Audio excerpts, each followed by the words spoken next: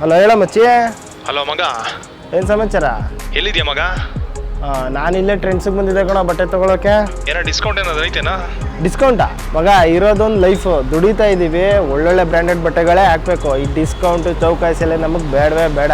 100 ರೂಪಾಯಿ ಜಾಸ್ತಿ ಆದರೂ ಪರವಾಗಿಲ್ಲ ಮಗ, ಶೋರೂಮ್ ಬಟ್ಟೆಗಳೇ ಹಾಕಬೇಕು. ನಿನ್ನ ಲೆವೆಲೇ ಬೇರೆ ಬಿಡಪ್ಪ. ಸರಿ ರೂಮಮ್ಮ, ಬಟ್ಟೆ ತೊಗೊಂಡು ಫೋನ್ ಹಾಕ್ತೀನಿ. ಸರಿ ಸರಿ ಗುರು.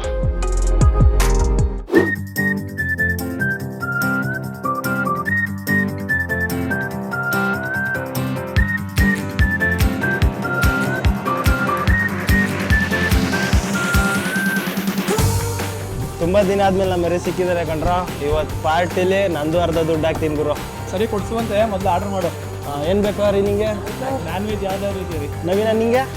ಯಾವತ್ತು ಕೊಡಿಸ್ತಾ ಇವಾಗ ಕೊಡಿಸ್ತಾವನೆ ಅಂದರೆ ಸರಿಯಾಗಿ ತಿನ್ನಬೇಕು. ನೆನ್ನೆ ಬೇರೆ ಗಣೇಶನ್ ಬಿಟ್ಟಿದ್ದೀವಿ, ಇವತ್ತು ಚಿಕನ್ ಲಾಲಿಪಾಪ್ ಹೇಳಿದ್ರು. ಪವನ ನಿಂಗೆ? ಫ್ರೈಡ್ ರೈಸ್ ಗುರು, ಚಿಕನ್ ಫ್ರೈಡ್ ರೈಸು. ನಿಂಗೇನು ಬೇಕು ಕೌಶಿ? ತಂದೂರಿ ಹೇಳಿದ್ರು. ಓಕೆ ಸರಿ, ನಿಂಗೇನು ಆರ್ಡರ್ ಮಾಡ್ತೀಯಾ? ನನಗೆ ನನ್ನ favourite costliest dish item chicken item order ಮಾಡ್ತೀನಿ ಗುರು.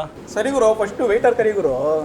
ವೆಯ್ಟರ್, ನಮ್ಮ ಏರಿಯಾದಲ್ಲಿ ಫೈನೆಸ್ಟ್ ರೆಸ್ಟೋರೆಂಟ್ ಅಂದ್ರೆ ಇದೆ ಕಣ್ರೋ, ಆದರೆ ಸ್ವಲ್ಪ ಕಾಸ್ಟ್ಲಿ ಅಷ್ಟೇ. ಹೌದಾ?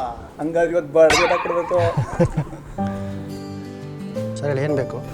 ಚಿಕನ್ ಲಾಲಿಪಾಪ್, ಒಂದು chicken lollipop, chicken fried rice, ಒಂದು ಚಿಕನ್ ಫ್ರೈಡ್ ರೈಸ್, ಒಂದು ತಂದೂರಿ, ಒಂದು ತಂದೂರಿ, ಸುಕ್ಕ, ಒಂದು ಚಿಕನ್ ಸುಕ್ಕ. ಅಷ್ಟೇ ಸರ್. ವಾಟರ್ ಬಾಟಲ್ ಏನು ಬೇಕಾ? 2 ಕೋಲ್ಡ್ ವಾಟರ್. ನೋಡ್ಕೊಡು.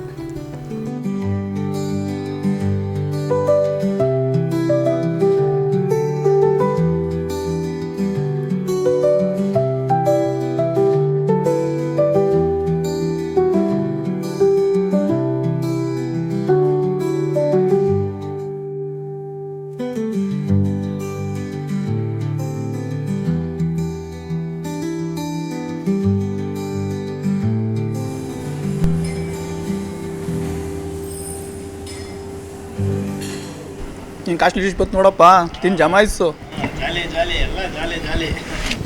ಒಳ್ಳೆ ಊಟ ಕಣ್ರಪ್ಪ. ಚೆನ್ನಾಗೈತೆ ಊಟ ಎಲ್ಲ? ಹೋಗೋಣ? ಸರಿ ನಡ್ರಿ ಹೋಗೋಣ.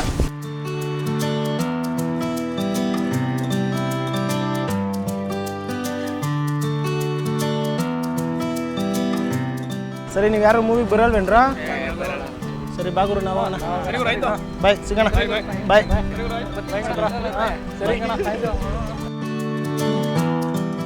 ಮಗ ಸ್ವಲ್ಪ ಮನೆಗೆ ಸಾಮಾನು ತೊಗೊಂಡೋಗಿ ಕೊಡಬೇಕು. ತೊಗೊಂಡು ಕೊಟ್ಬಿಟ್ಟು ಮೂವಿಗೆ ಹೋಗ್ಬಿಡೋಣ ಮಗ. ಸರಿ, ಹೆಂಗೆ ಹೋಗೋಣ ಇವಾಗ? ಏನು ಮಾಡೋದು ಇವಾಗ? ಆಟೋದಲ್ಲಿ ಹೋಗ್ಬಿಡೋಣ? ಸರಿ ಮಗ. ಸರಿ ಬಾ ಮಗ.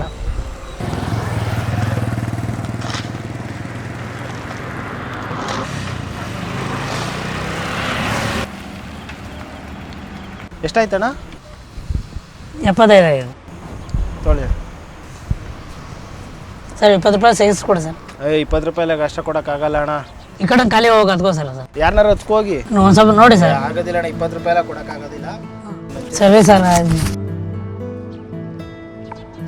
ಸರ್ 5 ರೂಪಾಯಿ ಚೇಂಜ್ ಇಲ್ಲ. 5 ರೂಪಾಯಿ ಯಾಕಣ್ಣ ಬಿಡಬೇಕು ನಾವು? ಅದೇ ನಾವು ಕಮ್ಮಿ ಕೊಟ್ಬಿಟ್ರೆ ಇಸ್ಕೊಂಡ್ಬಿಡ್ತೀರಾ ನೀವು? ನಾನು 5 ರೂಪಾಯಿ ಎಲ್ಲ ಬಿಡೋದಿಲ್ಲ. ನನಗೆ 5 ರೂಪಾಯಿ ಕೊಡಿ, ಇಲ್ಲಾಂದರೆ ಗೂಗಲ್ ಪೇ ಮಾಡ್ತೀನಿ ತೊಗೊಳ್ಳಿ. ಮಾಡ್ಬಿಡಿ ಸರ್, ಸ್ಕ್ಯಾನ್ ಮಾಡಿ. ಆಗಿದೆ ನೋಡಿ. Okay thank you. ತಗೊಳ್ಳಿ.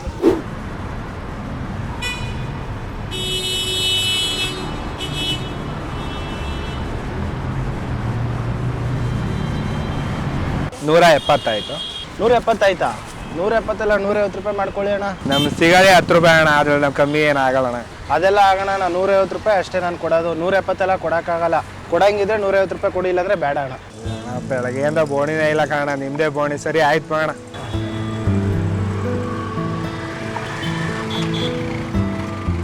ಆಗಿದೆ ನೋಡಿ ಅಣ್ಣ. ಕಡೆ ಮಗ.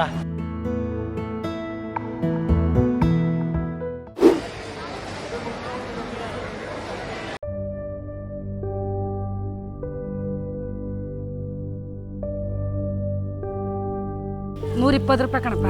120? 120 ಎಲ್ಲ ಕೊಡೋಕ್ಕಾಗಲ್ಲ. 100 ರೂಪಾಯಿ ಕೊಡ್ತೀನಿ ಆಂಟಿ. ಆಗಲ್ಲ ಕಣಪ್ಪ, ಏನು ಸಿಗಲ್ತದ್ರಲ್ಲಿ. ಫೈನಲ್ 110 ರೂಪಾಯಿ ಕೊಡ್ತೀನಿ. ಕೊಟ್ಟರೆ ಕೊಡಿ, ಬಿಟ್ಟರೆ ಬಿಡಿ ಅಷ್ಟೇ. ಆಯ್ತು ಕೊಡಿಯಪ್ಪ. ಆಗಿದೆ ಆಂಟಿ. ಸರಿ ಕಣಪ್ಪ, ಆಯ್ತು.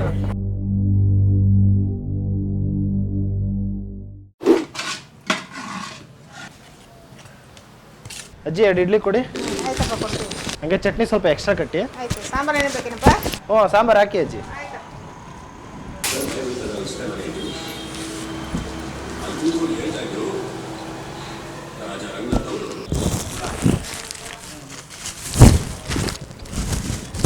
ಸಾಂಬಾರು 2 ಎಕ್ಸ್ಟ್ರಾ ಹಾಕ್ತೀನಪ್ಪ.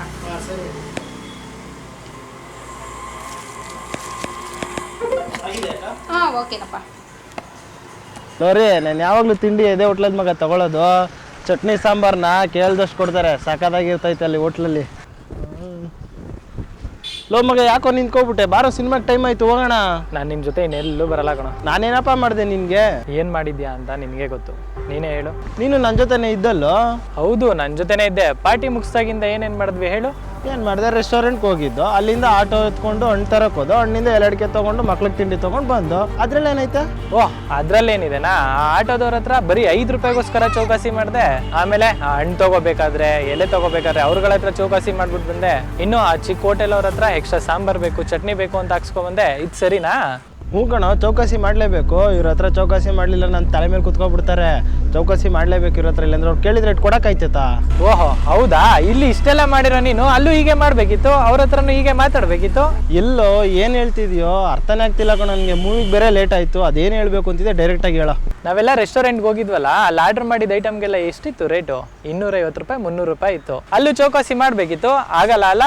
ಯಾಕೆ ಹೇಳು? ಸ್ಟೇಟಸ್ಸು ಎಲ್ಲಿ ಚೀಪಾಗಿ ನೋಡ್ಬಿಡ್ತಾರೆ ಅಂತ ಅಲ್ವಾ? ಅಲ್ಲಿ ಏನು ಮಾಡೋಕ್ಕಾಗಲ್ಲ. 5,000 ಆಗಲಿ 10,000 ಆಗಲಿ ಕೊಟ್ಬಿಟ್ಟು ಬರ್ತಾ ಇರ್ತೀವಿ. ಮತ್ತೆ ಅಲ್ಲಿ ಕೆಲಸ ಮಾಡೋರಿಗೆ ಟಿಪ್ಸ್ ಬೇರೆ ಕೊಟ್ಬಿಟ್ಟು ಬಂದಿದ್ಯಾ, ಅದು 100 ರೂಪಾಯಿ ಕೊಟ್ಬಿಟ್ಟು ಬಂದಿದ್ಯಾ.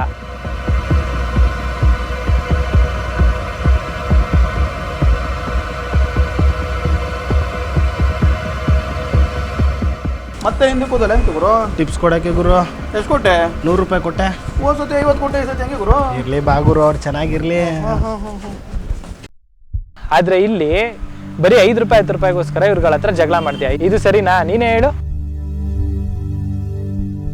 ಒಂದು ತಿಳ್ಕೊ ಶಶಿ, ಅವ್ರು ಮಾಡ್ತಿರೋದು ಬಿಸ್ನೆಸ್ಸು, ಅಲ್ಲಿ ಭಾವನೆಗಳಿಗೆ ಬೆಲೆ ಇರಲ್ಲ. ನೀನಲ್ಲಿ ಏನೇ ಎಕ್ಸ್ಟ್ರಾ ತೊಗೊಂಡ್ರು ಬಿಲ್ ಕೊಡ್ತಾರೆ, ಚಾರ್ಜ್ ಮಾಡ್ತಾರೆ. ಸರ್ ಹೇಳಿ.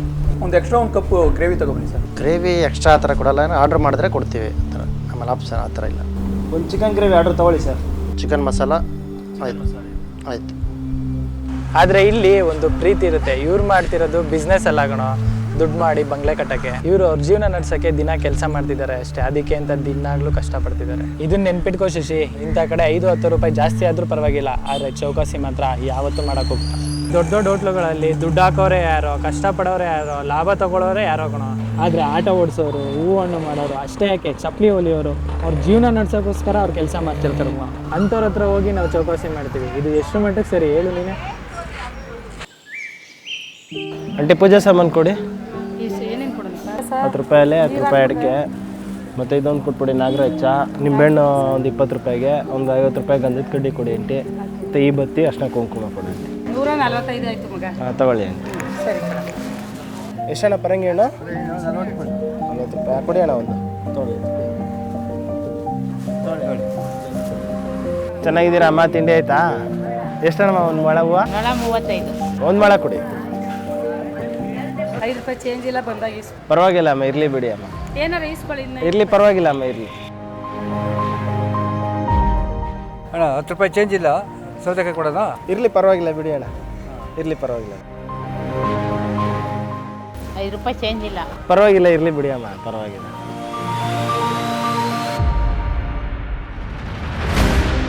ಈ ಜೀವನ ಅನ್ನೋ ಸಣ್ಣ ಪಯಣದಲ್ಲಿ ನಾವೇನೇ ಸಾಧನೆ ಮಾಡಿದ್ರು, ಎಷ್ಟೇ ಹಣ ಆಸ್ತಿ ಸಂಪಾದನೆ ಮಾಡಿದ್ರೂ ಕೆಲವೊಂದು ಮೌಲ್ಯಯುತ ವಿಷಯಗಳನ್ನು ಮರಿಬಾರ್ದು.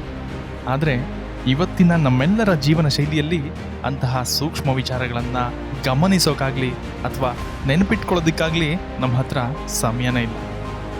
ಬದುಕಿನ ಈ ಮೌಲ್ಯಗಳನ್ನು ನೆನಪಿಸುವಂತಹ ಒಂದು ಸಣ್ಣ ಪ್ರಯತ್ನವೇ ನಮ್ಮ ಈ ಗಮನಿಸು.